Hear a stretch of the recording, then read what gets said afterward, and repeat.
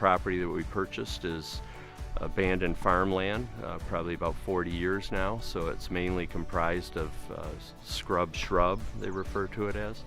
A lot of buckthorn, which is an invasive species, a lot of dogwood. The bush hog that's tractor mounted certainly does its job, but the brush rover does every bit as much, and we take down, you know, inch to inch and a half saplings without any trouble at all. Sometimes I don't bother to hook up the bush hog anymore because, you know, we can mow large areas with the brush rover, but we're also able to get into very tight spots. So the brush rover is very compact and agile.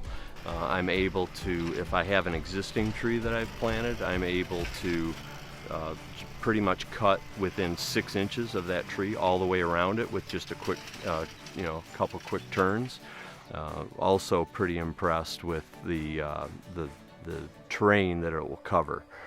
We've got a lot of slopes, and this was an old farm field that's kind of rutted up, and it doesn't seem to have any issues going through those areas. So when I first picked it up, I was told that I was going to be surprised how much fun I was going to have on it, and I can't say I've had a whole lot of fun on any farm equipment really, but once you get on it, you find out real quickly that you don't want to come in for dinner.